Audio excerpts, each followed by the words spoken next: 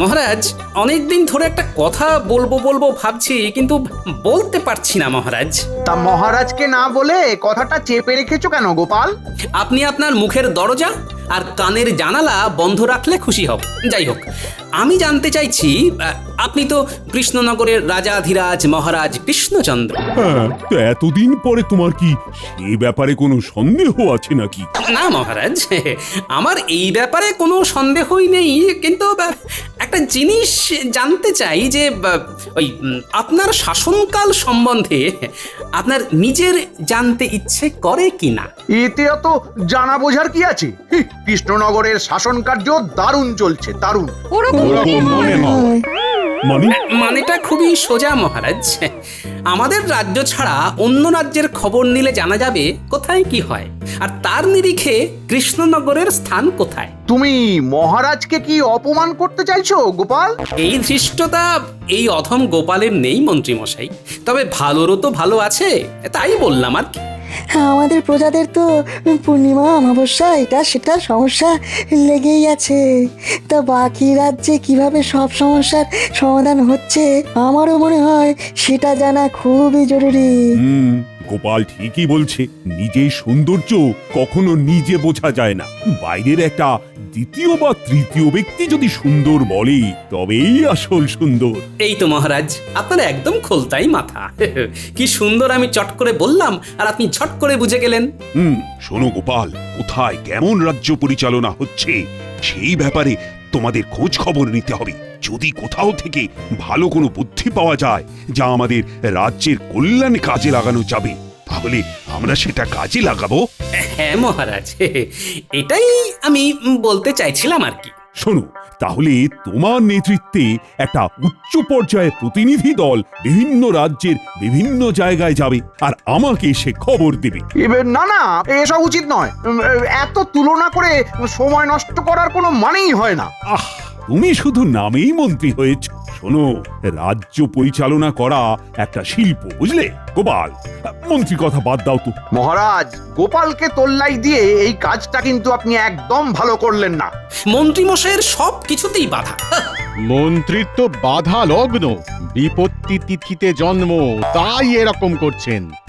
শুভ কাজে দেরি করতে নেই গোপাল। সকল রাজসভাসদ আজকে বিকেলেই রাজবাড়ির মাঠে উপস্থিত থাকবে। তোমাদের যাত্রা তখনই শুরু হবে, আর কে কি দায়িত্ব নেবে সব আমি তখনই বুঝিয়ে দেব।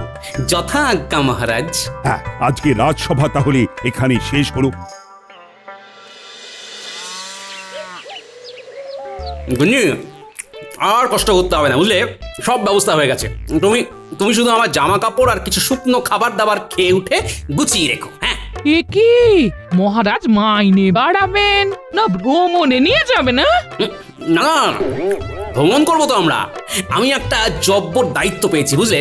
ওই প্রতিনিধি দলের মাথা বলে কথা। ভালো, যা হবার তো সেই মহারাজেরই হবে, আমাদের আর কি। বেতন তো আর বাড়বে না। আমি তো বেতন বাড়ানোর কথা একবারও রাজসভায় উল্লেখ করিনি। তাহলে কি করে কাজ হবে? কাজ তো হতেই হবে গিন্নি। সকালে রাজসভায় যেটা করেছি সেটা হলো পূর্ব রাগ, এরপরে বিকেল থেকে শুরু হবে অনুরাগ, তারপরে হবে ভীষণ রাগ, আর এই রাগের আগুনে জল ঢালতেই মহারাজ বেতন বাড়িয়ে দেবেন। তুমি কি সাংঘাতিক কথা বলো, আমি তার মাথা মুন্ডু কিছুই বুঝতে পারি না। এখন কিচ্ছু বুঝতে হবে না গিন্নি, আগে মহারাজের প্রতিনিধি হয়ে ঘুরে বেড়ানোর মজাটা আচ্ছা করে নেব, তারপর ধীরে ধীরে আসল কাজ সারবো। ভালো।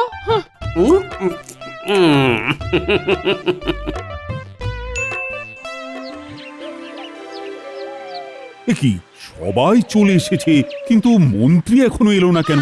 আমার মনে হয় মহারাজ এই প্রতিনিধি দলের মাথা গোপালকে করেছেন বলে মন্ত্রী মশাইয়ের অভিমান হয়েছে।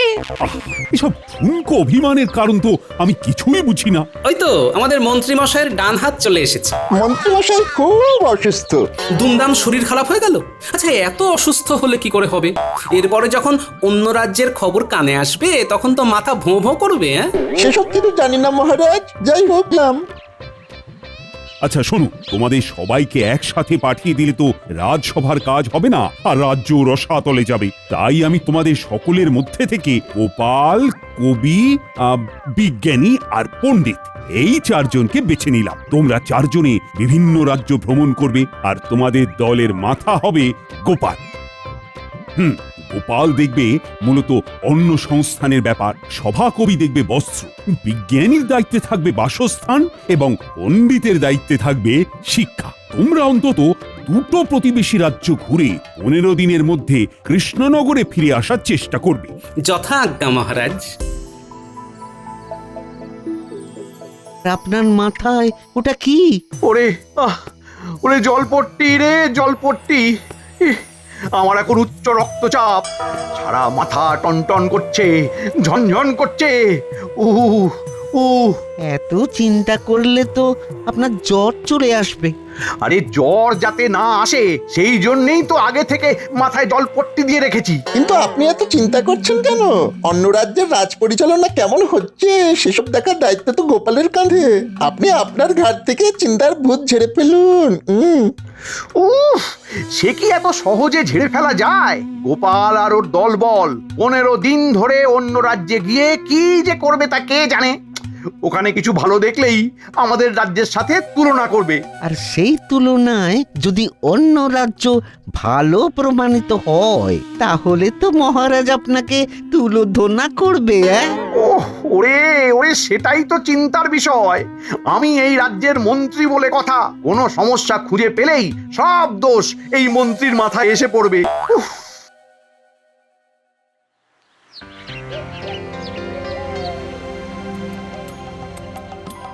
আরে আরে, কৃষ্ণনগরের সভাসদগঞ্জে সবাই আসেনি খাম্বাজরাজ, শুধু আমরা চারজন মাত্র, আমি, সভাকবি, বিজ্ঞানী আর পণ্ডিত। তা বিনা নিমন্ত্রণে হঠাৎ করে হাজির, কোনো কারণ আছে বুঝি?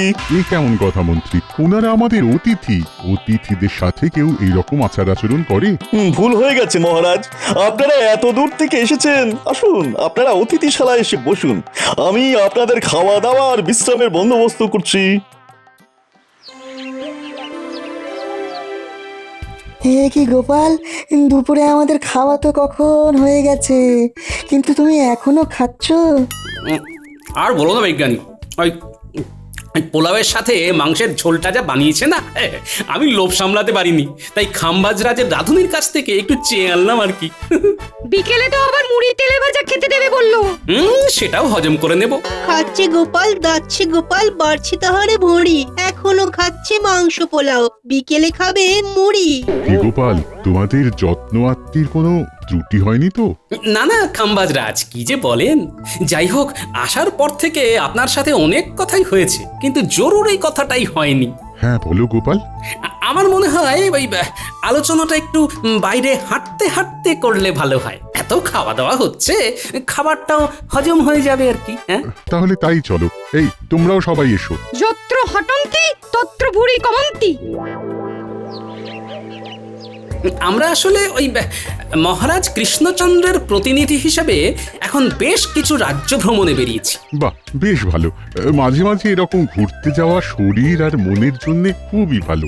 মহারাজের জয় হোক।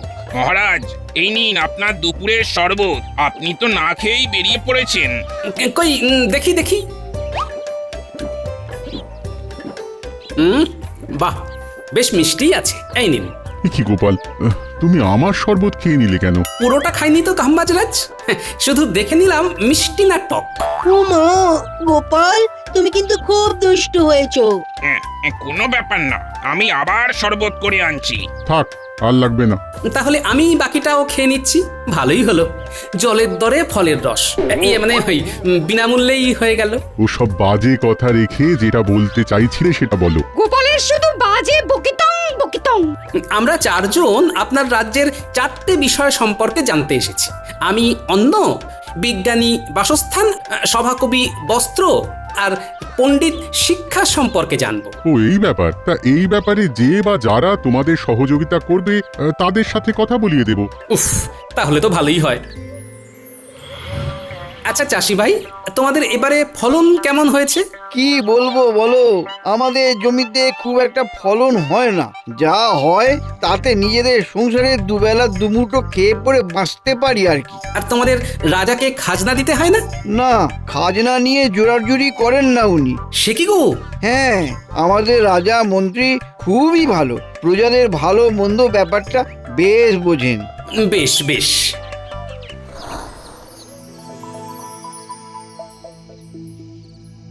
মা, তোমরা কত শাড়ি বুনছো গো?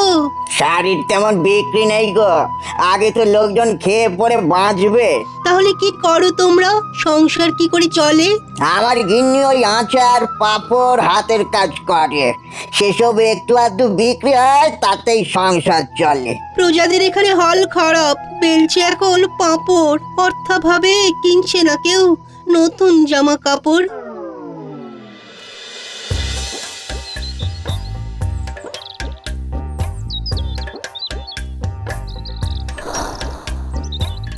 আচ্ছা, সেই জন্যে খাম্বাজ রাজ্যে নতুন বাড়িঘর হচ্ছে না। বুঝেছি। বেশ বেশ, আমি চলি গো।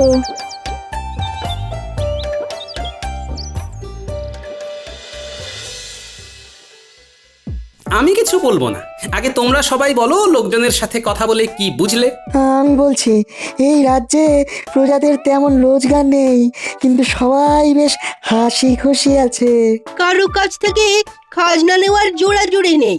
উমা, আমাদের কৃষ্ণনগর সব দিক থেকে অনেক এগিয়ে। হ্যাঁ হ্যাঁ, রাত হতে চললো, চলুন আপনারা সবাই নৈশ ভোজন করবেন, চলুন।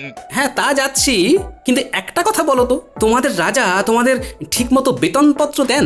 হ্যাঁ দেন তো, আমার দেশের বাড়ি তো অনেক দূর, তাই ভেবেছিলাম এই চাকরিটা আমি ছেড়ে দেব। তখন তিনি বললেন এই রাজ্যেই মা বাবা স্ত্রী সন্তানকে নিয়ে আসতে, আমিও নিয়ে এলাম। উমা, দেশ না হয় ছাড়লে, কিন্তু থাকছো কোথায়? ওই তো মহারাজ আমাদের জন্য একটা পাকা বাড়ি বানিয়ে দিলেন। মহারাজ এদিকে খুব ভালো, সবার প্রত্যেক বছর বেতন বাড়ে। বাহ, চলো।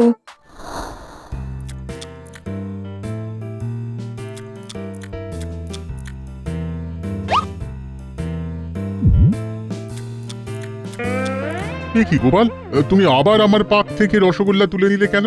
একটু দেখলাম রসগোল্লাটা মিষ্টি না টক। উফ, তোমাকে নিয়ে তো আর পারি না। এই এই কে আছো? গোপালকে ভরপেট খাওয়াও।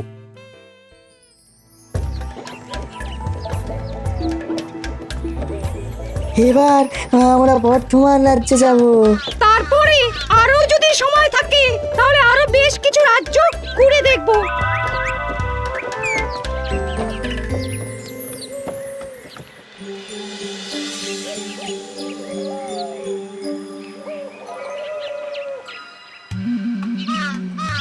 কি মন্ত্রী, এতদিন হয়ে গেল, এখনো আমার পাঠানো প্রতিনিধি দলের কেউ তো এলো না। দলের মাথা যদি গোপালকে করেন, তাহলে তো আপনার কপাল খারাপ হবেই। আপনি তাই চিন্তা ভাবনা ছেড়ে দিয়ে রাজসভায় চলুন মহারাজ।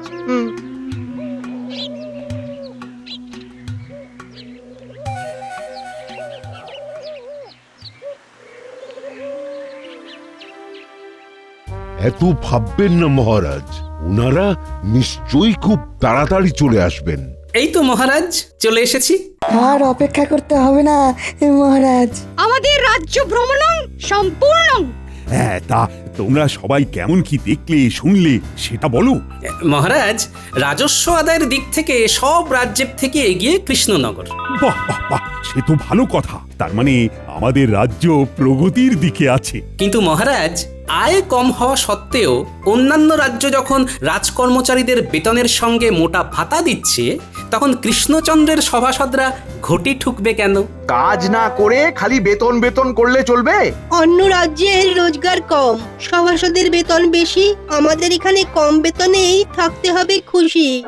আমার আর আজকে কিছু ভালো লাগছে না। যা কথা হবে আগামীকাল। তোমরা যে যার বাড়ি চলে যাও, আগামীকাল এই নিয়ে কথা হবে। মহারাজ, আজকে কিন্তু একটা হেস্তনেস্ত করতেই হবে, আমি বলবো না। মহারাজ, খাম্বাজ রাজ্যে, বর্ধমান রাজ্যে আমাদের মতন শিক্ষার সুব্যবস্থা নেই। থাকলেও পাঠশালায় ছেলে পুলে আসে না। আমার যদি বেতন না বাড়ে তাহলে আমি কি করে পড়ানোর অনুপ্রেরণা পাবো? ওমা, অবস্থা তাঁত শিল্পেও মহারাজ। এখন তাঁতিরা পাঁপড় বেলছে, আর আমাদের সভাসদরাই যদি ভালো কাপড় জামা না পরে তাহলে তো একই অবস্থা আমাদের রাজ্যেও হবে। মাইনেটা বাড়ান না। হ্যাঁ মহারাজ। ওরা সবাই সত্যি বলছেন। আর কতদিন পুরানো বেতনে কাজ করব? বাজারের পচা শাক সবজি আর মাছ খেয়ে থাকবো নাকি? সেসব খেয়ে রোগ হলে আবার পাচনের খরচ। আচ্ছা দেখছি। উফ অমন্ত্রী, আমাদের কোষাগারের কি অবস্থা? মহারাজ, কোষাগারের যা অবস্থা তাতে বেতন বাড়াতে গেলে প্রজা কল্যাণমূলক কাজ সব বন্ধ হয়ে যাবে মহারাজ। ও বাবা, তাহলে তো বেতন বাড়ানো যাবে না। রাখুন তো মন্ত্রীর কথা। একদম বাজে কথা বলবে না গোপাল। মহারাজ এক কথার মানুষ, আর তাই বেতন বাড়বে না যখন একবার বলে দিয়েছেন তখন আর বাড়বে না। আমরাও তাহলে ছাড়বো না। হ্যাঁ, আমরা রাজবাড়ির দরজার সামনে সবাই ধর্নায় বসবো, আমরণ অনশন করব। হ্যাঁ হ্যাঁ, সকল রাজ্যবাসী জানুক আমাদের মহারাজ কতটা নির্দয়, আর তারপরে সবার সামনে মহারাজের নাক কাটা যাবে। চলুন সবাই ধর্নায় বসি।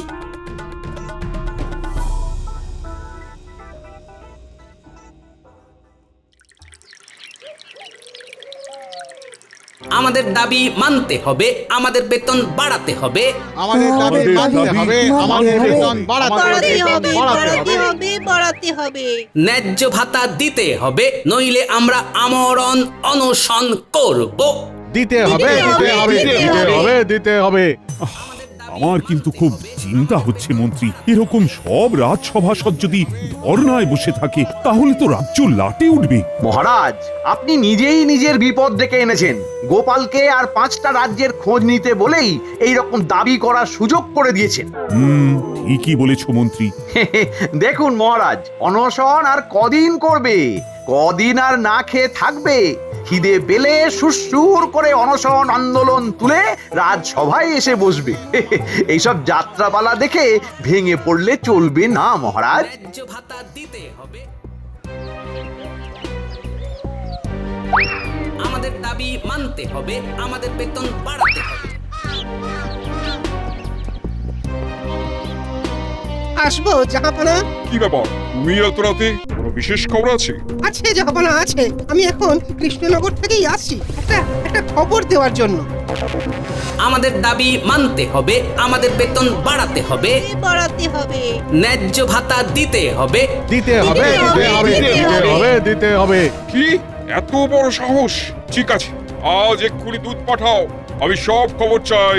ঠিক আছে জাহাপনা, আমি দুধকে এক্ষুনি ওখানে পাঠাচ্ছি।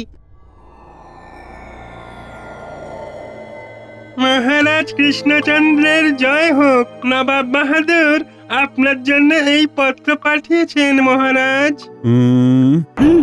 সর্বনাশ, আগামীকাল নবাব বাহাদুর আসছেন। আর সেই রাজ কর্মচারীদের সাথে অসন্তোষ নিয়ে কথা বলবেন। এই সেরেছে, তাহলে তো সারে সর্বনাশ মহারাজ। তাহলে কিছু তো বুদ্ধি দাও, কিভাবে নবাবের হাত থেকে রেহাই পাবো। আরে আমার তো যত সব অকম্মার ঢেকি। উফ, এখন তো দেখছি যাদের জন্য আমার বিপদ তাদের কাছেই যেতে হবে।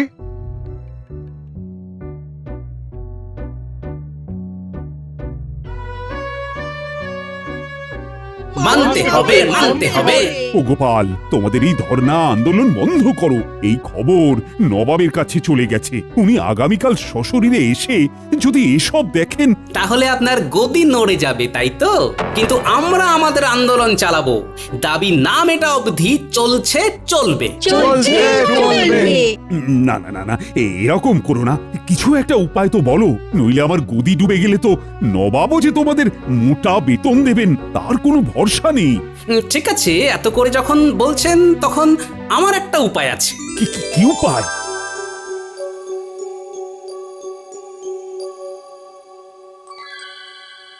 আচ্ছা বেশ বেশ। কি কৃষ্ণচন্দ্র, শুনলাম সব সভাসদ ধর্ণা করছে, অনশন করছে। না, আমরা ওসব করছি না, আমরা রাজবাড়ির কাজ করছি। এই যে আমি দরজা জানলা পরিষ্কার করছি। মহারাজ, রান্না হয়ে গেছে, আমি খাবার ঘরে গিয়ে খাবারটা রাখছি, কেমন? আচ্ছা বেশ। কি রাজসভাসদরা তো এসব দাসীদের কাজ করছে। ওরাই করতে চায় আর কি। আপনি একটু বাগানটা ঘুরে আসুন। আচ্ছা।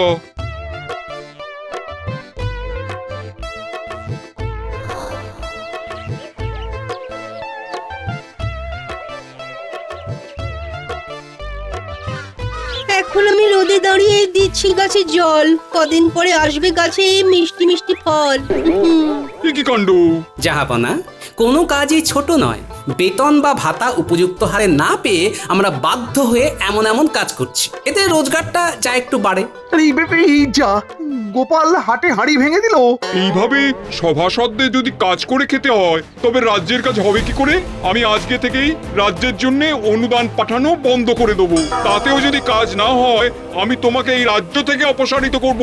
ওরে বাবা রে বাবা, এরকম করবেন না জাহাপানা। তাহলে আজকে থেকে এই সবার বেতন বাড়াও, আর যাদের যা কাজ তাদের তা করাও। দূর দূর, কি কুক্ষণে যে চার মূর্তিকে ভিন রাজ্য ভ্রমণে পাঠালাম। ও মা গো, আজ তো সব তাজা সবজি, টাটকা মাছ, কি ব্যাপার? সবই কায়দা করে ফায়দা। ইয়ে মানে ওই বুদ্ধির জোরে বেতন বাড়ার ফল।